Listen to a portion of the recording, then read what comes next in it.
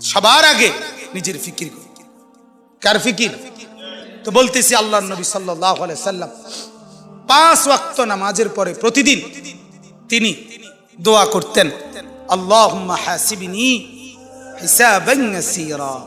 এই যে হাসিবনি, এই যে নি এটা ওয়াহিদ মুতাকাল্লিম। আল্লাহ, আমি মুহাম্মদ বলতেছি, আপনি আমারে দুনিয়ায় অনেক ইজ্জত দিছেন, আপনি আমারে আখিরাতে অনেক সম্মান দিবেন, আমি জানি কইছেন আমারে, কিন্তু আল্লাহ আমার এত কিছুর পরেও আমার ভয় হয়, আমার হাসরের মাঠের ভয় লাগে, আমি মুহাম্মদেরও ভয় লাগে।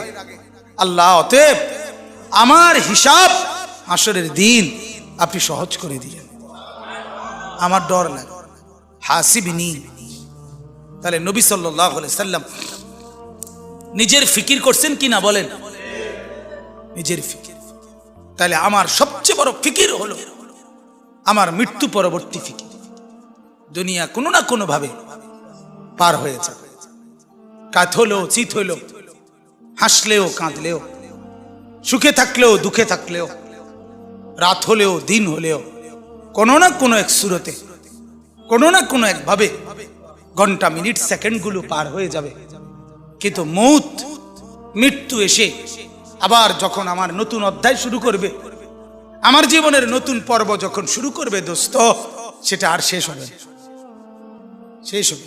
ফাজাইলে আমালের মধ্যে শেখুল হাদিস মাওলানা জাকারিয়া রাহমাতুল্লাহি আলাইহি বলছেন বড় সুন্দর কথা, আমার কলজার ভিতরে লাগছে এই কথা।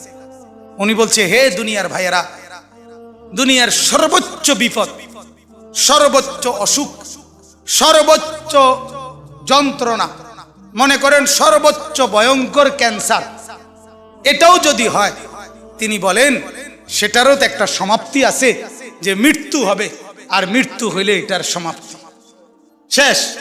ঠিক কিনা বলেন না?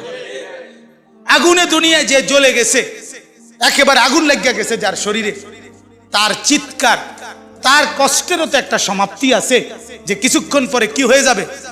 মৃত্যু হয়ে যাবে। শেখুল হাদিস মাওলানা জাকারিয়া রাহমাতুল্লাহ বলে, কিন্তু আখিরাত আর পরকাল, কবর আর হাসরের জাহান্নামের কষ্ট, যন্ত্রণা, দুঃখ আর মুসিবত মেরে মোহতারাম যখন শুরু হবে, সেটা আর কোনোদিন মৃত্যুর মাধ্যমেও শেষ হবে না।